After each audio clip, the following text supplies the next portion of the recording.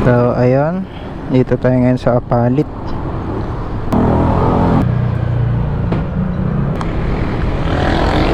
Bro, dito na po ako. Salamat sa Diyos.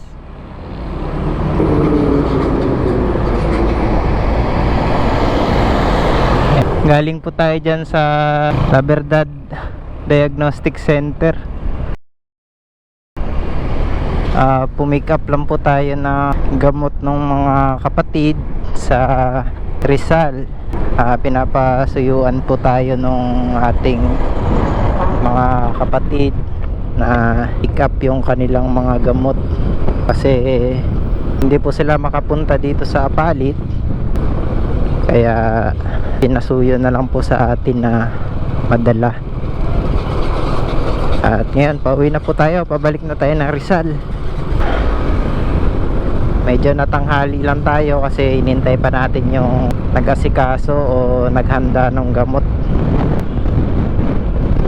Time check pala natin ay 11:57, pero madalas umuwi tayo ng Rizal 9, yan 10. Alis na tayo dito sa Pampanga. Pero okay lang kasi gawang mabuti naman to eh. Medyo uminit na ngayon, hindi katulad ng isang araw sobrang dilim. Sana hindi ulan kasi mag-iikot pa tayo. May mga gamot kasi akong dala para sa mga kapatid. Idadaan ko sa mga lokal. Ang isang gamot dito ay sa lokal ng Angono, tapos yung isa naman ay sa lokal ng Baliksaka. Yung pong binisita nung nakaraan ni Kuya. Tapos yung isa ay sa lokal ng Antipolo. So tatlong gamot po yung dala natin para sa mga kapatid. At ito po ay libre no, sa mga kapatid. Maging sa mga hindi po kapatid namin sa MCGI, yun, nagpapacheck up po dyan sa ating La Verdad Diagnostic Center. Tsaka meron din po tayo sa Marikina, yung ating MCGI doon, Charity Center. Libre po yan. At antayin nyo yung amin pong hospital dyan sa Apalit. Doon lang din po yun, magkatabi lang po sila ng La Verdad. Ayan po, yan yung sa picture na yan. Yan po yung aming MCGI hospital na ongoing construction at malapit na po matapos yan para magbigay serbisyo una sa mga kapatid at syempre sa ating ding mga kababayan na walang anuman. Libre po yan, wala po kayong babayaran dyan.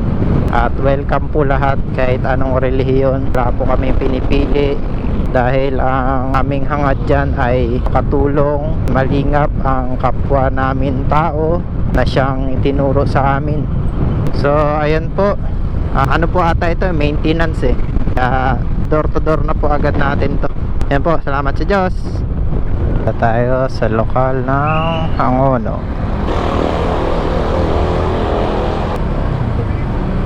Ayun, pa-drop off lang natin ng gamot. Layo pala dito Hihin ko lang muna siguro. Ito muna tayo. Sige, next stop po natin ay Antipolo muna sa may Bukal. At unahin natin to kasi kailangan daw to ilagay sa rep yung gamot. Medyo hinapon na tayo. So syempre dahan-dahan lang tayo dito sa may EDSA. Nag-iingat tayo, baka mapitikan tayo ng MMDA. Mamadaliin na natin to kasi yun nga, yung gamot na dala natin na isa sa Antipolo, kailangan daw to ma-rep pagdating. Inuna ko lang tong Angono kasi lower kasi to ang Antipolo sa kabilang side, kaya inuna ko na to para kung sakali hindi na ako babalik dito kasi medyo malayo din to pag aakyat na ako ng Antipolo.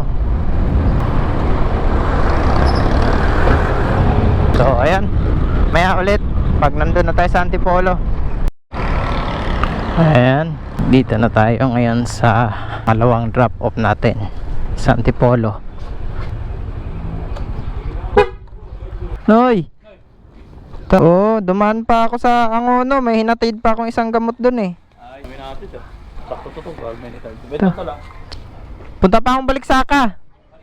Sige po, salamat sa Diyos. Oh, ingatan na. Opo, punta pa akong Baliksaka. Last na, tatlo kasi to eh, pinasabay na sa akin kaya isang na lang din. Oo. Sige tol, dito po muna ako. Opo, para mahatid ko na rin to. Sige po, salamat sa Diyos. Ayun, salamat sa Diyos. Yung pangalawa nating drop off nagbigay ng panggas, hindi na natin mahindian kasi pinilit na sa atin may hahatid pa tayo sa Baliksaka eh. Kaya maraming salamat sa Diyos, sa kapatid na nagbigay at paano may panggas tayo. Ito pala tayo ngayon sa Marilake. Ang daan kasi ng Baliksaka ay dito sa Marilake. At ngayon pala ay linggo, so maraming nagmumotor ngayon pag gantong weekends. Pero siguro ngayon kasi ang time ay 2:55 na, so hapon na medyo siguro mag-uuwian na yung iba niyan. Pero meron pa naman yan tumatambay. Ayan guys, daming nakatambay dito sa may Shell Buso-Buso. So ayan, pasok tayo dito kanan. Ayan Baras Rizal. So ayan, Pinugay. Medyo na dito, papasok na. Ganda ng puno ganda ng mga bulaklak nya, ang tingkad. So ayan, yan yung mga makikita nyo dito pag mamasyal kayo dito sa Rizal. Mapupuno, tsaka malamig yung simoy ng hangin. Medyo malayo pa tayo doon sa ating pupuntahan pagdideliveran nung huling gamot na ating i-deliver galing Apalit. Siguro tansya ko mga nasa 5 kilometro pa siguro or 6. Ayan, malapit na tayo. Medyo liblib na yung lugar, sadyain. Medyo malayo to sa highway, pero at least yung lugar sementado naman na.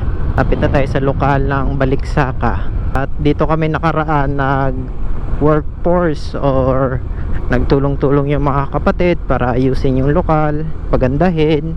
Yan, dito na tayo. Diyan lang sa may kanto at kakaliwa tayo dyan. Sana nandyan yung kapatid. So ayan yung lokal. Oh, ayan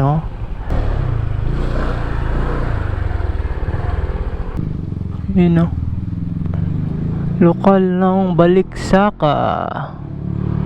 Ang ganda na. Ako po, sis. May hatid pong gamot. Galing pong Apalit. Apo, ito po yung galing pong Apalit. Abas. Sige po. Salamat sa Diyos. Apo.